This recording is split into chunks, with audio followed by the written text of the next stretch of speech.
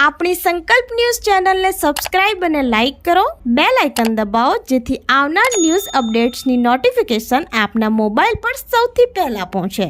Like, subscribe and share the video. નમસ્કાર દર્શક મિત્રો, સંકલ્પ ન્યૂઝમાં આપનું સ્વાગત છે. સમાચારોની શરૂઆત કરતા પહેલા એક નજર આજના મુખ્ય સમાચારો પર. વાવી ગુંજન 4 રસ્તા ઓવરબ્રિજ નીચે પેવર બ્લોકની કામગીરીને લઈ ડાયવર્ઝન અપાયું. ટ્રાફિકનું ભારણ ઓછું કરવા માટે બ્રિજ નીચેના આસપાસના અન્ય ગાળાઓને ખુલ્લા કરાયા.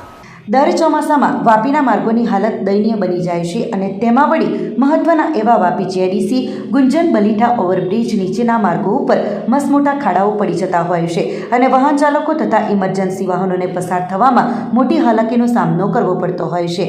આ બધી સમસ્યાઓને હળવી કરવા માટે જવાબદાર વિભાગની ટીમ દ્વારા ઓવરબ્રિજ નીચેના માર્ગો ઉપર પેવર બ્લોક બેસાડવાની કામગીરી શરૂ કરવામાં આવી છે.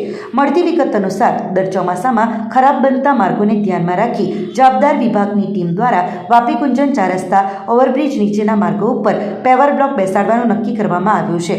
આજથી 15 દિવસ સુધીમાં આ કામગીરી પૂર્ણ કરવામાં આવશેનું જાણવા મળી રહ્યું છે. આજે બુધવારથી જવાબદાર વિભાગની ટીમ દ્વારા ગુંજન 4 રસ્તા ઓવરબ્રિજ નીચે બેરિકેડ લગાવી માર્ગ બંધ કરી દેવામાં આવ્યો હતો.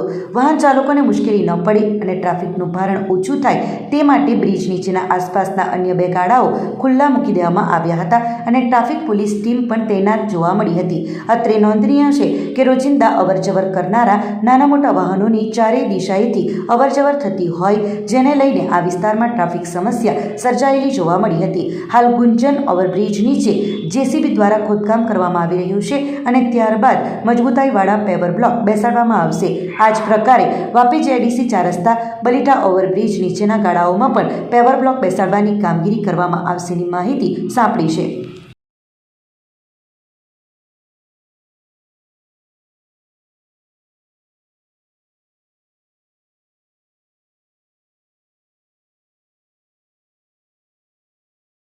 પાર્ટી કોલેજમાં 77મા પ્રજાસત્તાક દિનની ઉજવણી કરાઈ. જેપી પાટીવાલા આર્ટ્સ એન્ડ કોમર્સ કોલેજમાં 77મા પ્રજાસત્તાક દિનના ભવ્ય કાર્યક્રમનું આયોજન કરવામાં આવ્યું હતું. કાર્યક્રમની શરૂઆત કોલેજના in charge Acharya doctor Gangaben D Patel અને પ્રાધ્યાપક ડોક્ટર ફાલ્ગુની દેસાઈ દ્વારા મંચ પર ઉપસ્થિત તમામ મહેમાનોનું પુષ્પ આપી સ્વાગત કરવામાં આવ્યું. ત્યારબાદ ઇન્ચાર્જ આચાર્યએ પ્રસંગને અનુરૂપ પ્રવચન આપ્યું હતું. આ કાર્યક્રમમાં ધી પાર્ટી એજ્યુકેશન સોસાયટીના પ્રમુખ હેમંતભાઈ દેસાઈ, ઉપપ્રમુખ ધર્મીન શાહ, સહમંત્રી દિવાંગ ભટ્ટ તેમજ ટ્રસ્ટી જયપ્રકાશ દેસાઈ તેમજ ટ્રસ્ટના અન્ય સભ્યો અને ભગીની સંસ્થાના આચાર્યો, સ્ટાફ પરિવાર, કોલેજનો તમામ સ્ટાફ પરિવાર તેમજ પારડી ગામના નગરજનો મોટી સંખ્યામાં હાજર રહ્યા હતા.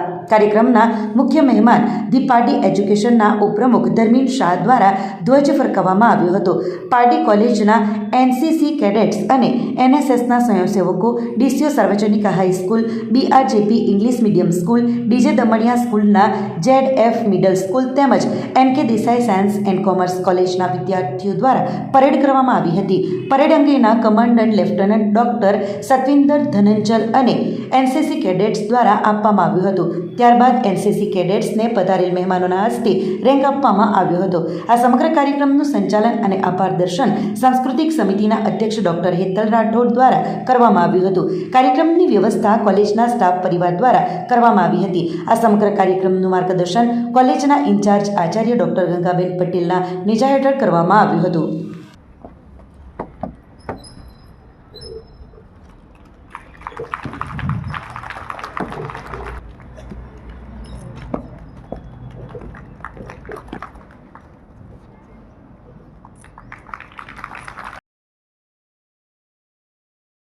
डॉक्टर ठोसर सर, सभी ट्रस्टीगण, भगिनी संस्था के सभी आचार्य, सभी संस्था के स्टाफ परिवार, कॉलेज परिवार, एनसीसी कैडेट, एनएसएस स्वयंसेवक और सभी उपस्थित छात्रों को मैं स्वागत करती हूँ.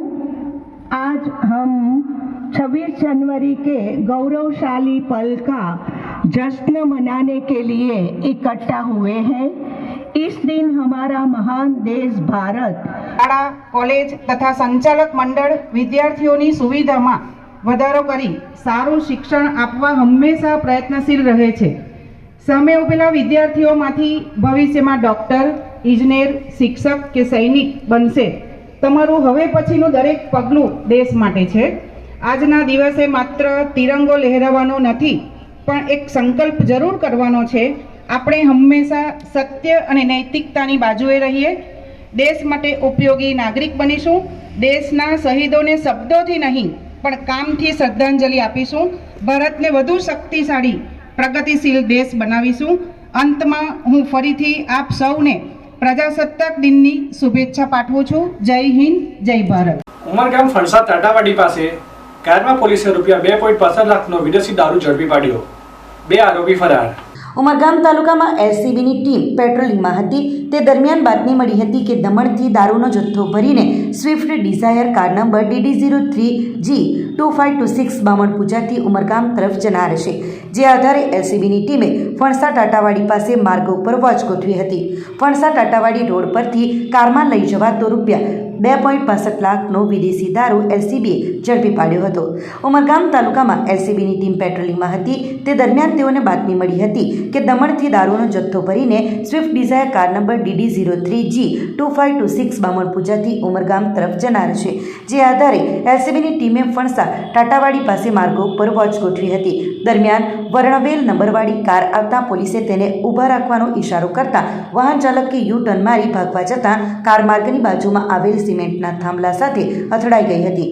જે બાદ કાર ચાલક અને ક્લીનર અંધકારનો લાભ લઈને ભાગી છૂટ્યા હતા. પોલીસે વાહનમાં તપાસ કરતા વિદેશી દારૂ બિયરનો જથ્થો મળી આવ્યો હતો, જેની કિંમત આશરે 2,65,776 આંકવામાં આવી હતી. કારમાંથી જીજે પાસિંગની 2 નંબર પ્લેટો પણ મળી આવી હતી. પોલીસે કાર અને દારૂનો જથ્થો મળી કુલ ₹7,65,776નો મુદ્દામાલ કબજે કરી અજાણ્યા કાર ચાલક અને ક્લીનર સામે ઉમરગામ મરીન પોલીસ સ્ટેશનમાં પ્રોહિબિશન મુજબનો ગુનો નોંધાવ્યો હતો.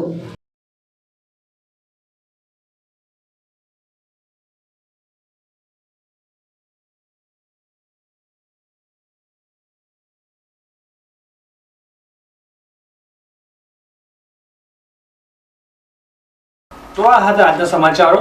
નવા સમાચારો સાથે કાલે ફરી મળીશું. નમસ્કાર. આપણી સંકલ્પ ન્યૂઝ ચેનલને સબસ્ક્રાઇબ અને લાઇક કરો. બેલ આઇકન દબાવો જેથી આવનાર ન્યૂઝ અપડેટ્સની નોટિફિકેશન આપના મોબાઈલ પર સૌથી પહેલા પહોંચે. Like, subscribe and share the video.